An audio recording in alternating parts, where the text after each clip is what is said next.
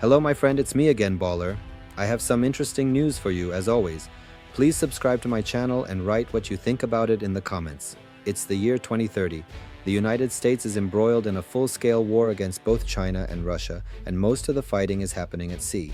Beneath the turbulent surface of the Pacific Ocean, more than 1,300 feet down in near-freezing temperatures, 134 American sailors are seated inside a submarine, their faces lit by the red glow of combat lighting as they monitor a wall of screens. Somewhere in those dark waters, a foreign submarine tries desperately to stay hidden, but it has no chance, because this isn't just any submarine. It's a Virginia-class sub, the most advanced and lethal machine the US has ever put beneath the waves. A true apex predator in the underwater battlefield. Each one of these submarines costs a staggering $4.3 billion. But they deliver capabilities that keep America's enemies awake at night. The Virginia class, including ships like the USS Virginia, didn't just appear out of nowhere. It was born from decades of Cold War doctrine and the shortcomings of older submarine classes. With the Virginia class, the US maintains underwater superiority in a world where the deep sea is more contested than ever. To truly appreciate what this submarine is, we have to understand where it came from and how it managed to leap generations ahead of its competitors. Back during the Cold War, the Los Angeles-class submarines were the pride of the US Navy. They were fast, deadly, and came in large numbers. 62 of them patrolled global waters. But by the late 1980s, cracks were beginning to show. The Soviets had rapidly improved their submarine technology. Their Akula-class subs had reduced acoustic signatures that threatened the US edge in underwater detection, a seismic moment for American naval planners.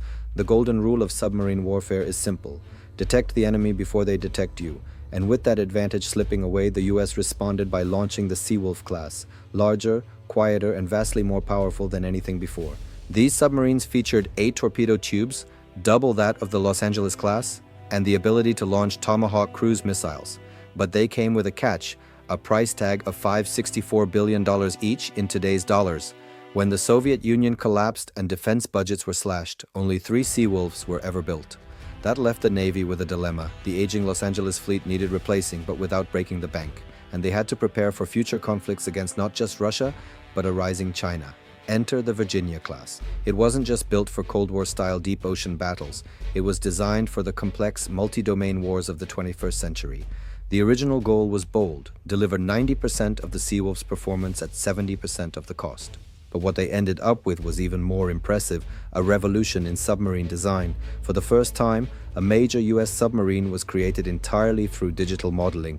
No physical mock-ups. Every component, from pipes to wiring, was virtually tested before construction. Even the control center was built as a modular unit that could be fully assembled and tested outside the hull, then dropped in whole. That dramatically simplified future upgrades. Gone too were traditional periscopes. Instead, the Virginia uses photonic masts, essentially retractable high-res digital cameras. These transmit real-time visual data to HD screens in the control room, eliminating structural weaknesses and improving survivability. Another game changer, the Virginia's power source. Its S9G pressurized water reactor generates 30 megawatts, enough to move the boat at over 35 knots, and it never needs refueling for its entire 33-year lifespan. That means less downtime, more missions, and significantly reduced lifetime costs. But power alone doesn't win underwater battles. In submarine warfare, stealth is everything, and the Virginia excels here too. Its hull is coated in advanced anechoic tiles that absorb enemy sonar rather than reflect it. Combined with acoustic isolation of all moving parts, pumps, motors, generators, it becomes eerily silent. Its sonar, a large aperture bow array built with fiber optics, is lighter and far more sensitive than traditional systems. It can detect modern enemy submarines at ranges previously thought impossible. Even while moving fast, the Virginia stays quiet. Its pump jet propulsor, which replaces the standard propeller, dramatically reduces noise-causing bubbles or cavitation. It can run at full speed while being quieter than older subs on silent mode. Of course, stealth means little without firepower, and the Virginia is armed to the teeth. It features 4 21-inch torpedo tubes that launch Mark 48 ADCAP torpedoes, fast, intelligent, and powerful enough to obliterate any ship. These torpedoes hunt autonomously using advanced sonar, but what truly makes Virginia-class deadly is its strike capability. Early blocks featured 12 vertical launch tubes for long-range Tomahawk cruise missiles. Later variants, like Block 3 and Block 4, replaced those with 2 larger payload tubes holding 6 missiles each. And now, with Block 5, the sub carries an 84-foot module with 4 more tubes, each holding 7 missiles, bringing its total strike capacity to 40 Tomahawks. That's equivalent to a small air fleet launched invisibly from beneath the ocean. Beyond missiles, the Virginia can deploy Navy SEALs while submerged, using a lockout chamber and optional dry deck shelter. It can even launch advanced SEAL delivery vehicles or deploy unmanned underwater drones, UUVs, that perform surveillance, plant sensors, or even attack targets. With this suite of weapons and tools, some argue the Virginia might be too powerful for certain missions. Step inside and the differences continue. Gone are the cramped analog controls. In their place, a sleek digital command center that looks like a sci-fi movie set. Touchscreens and joysticks replace wheels and dials. Over 4 million lines of code run the vessel via a fiber optic network, automating much of its functionality. Despite being larger and more capable, it uses a similar crew size to the older Los Angeles class, though the skills required are far more advanced. Fewer people, but each one is highly trained. Another breakthrough, the fly-by-wire system. Traditional hydraulics are gone. The Virginia uses computers to translate commands into precise fin and rudder movements, improving control and maneuverability. Crew conditions have improved too. Larger space means better bunks, more privacy, and personal storage, small comforts that matter on long underwater missions. The Cold War's simple mission, hunt, kill, stay hidden, has evolved. Today's missions demand versatility, especially near coastlines. The Virginia reflects this shift. Its sail is reinforced for Arctic icebreaking, and its sonar is optimized for detecting quiet, diesel-electric subs in noisy coastal zones. It can operate in shallow waters as little as 300 feet deep, dangerous for most nuclear submarines. This makes it ideal for intelligence gathering, special forces deployment, or coastal strike operations. Strategically, it excels at access denial, operating in zones where surface ships wouldn't survive. In future conflict scenarios, Virginia subs could sneak through enemy defenses and knock out key systems to clear the way for larger forces. After the retirement of the Ohio-class guided missile subs, each capable of carrying 154 Tomahawks, the Virginia is stepping up. Block V fills that void, making it America's go-to conventional strike submarine. It's also become a key asset for intelligence missions.